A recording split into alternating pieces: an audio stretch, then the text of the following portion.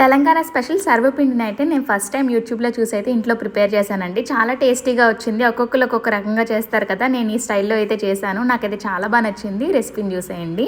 2 cups బియ్యం పిండిని తీసుకున్నానండి. అందులో నేను కొంతమంది కారం యాడ్ చేస్తుంటారట కదా, నేనైతే పచ్చిమిర్చి, అల్లం, తెల్లుల్లి, జీలకర్రని అయితే మిక్సీ కొట్టి పేస్ట్ లాగా రెడీ చేసుకుని అయితే యాడ్ చేసుకున్నాను. ఆ తర్వాత శనగపప్పు, శనగ పలుకులు కూడా యాడ్ చేసుకున్నానండి. శనగపప్పు అయితే ఒక 6 గంటల ముందే నానబెట్టుకున్నాను. వాటితో పాటు ఉల్లిపాయలు, కరివేపాకు, కొత్తిమీర, కొంచెం పసుపు, కొంచెం ఉప్పు ఇవి కూడా యాడ్ చేసుకున్న తర్వాత కొంచెం వాటర్ ఎక్కువగా కలుపుకుంటూ ఒక చపాతీ ముద్దలాగా అయితే కలుపుకోవాలన్నమాట. చూస్తున్నారు కదా, లోతుగా ఉన్న కడాయి తీసుకొని అందులో కొంచెం ఎక్కువగానే ఆయిల్ పడుతుంది అంటండి. ఒక సర్వపిండే కాదు, తర్వాత ఒక 2-3 కూడా తయారు చేసుకోవచ్చు అంట అదే ఆయిల్ తో. కలుపుకున్న ముద్దతో అయితే దగ్గర ఒక 4 సర్వపిండిలు అయితే తయారయ్యాయి. నాకైతే ఫస్ట్ టైం తిన్నా సరే టేస్ట్ చాలా బాగా నచ్చిందండి. మీలో ఎంతమందికి సర్వపిండి ఇష్టమో కింద కామెంట్ సెక్షన్ లో చెప్పేయండి. కళాయిలో పెట్టుకున్న తర్వాత ఒక్కొక్కటి రెడీ అవ్వడానికి దగ్గర 10 మినిట్స్ టైం అయితే పట్టింది. రెసిపీ నచ్చితే లైక్ చేయడం మర్చిపోద్దు. మళ్ళీ నెక్స్ట్ వీడియోలో కలుస్తాను.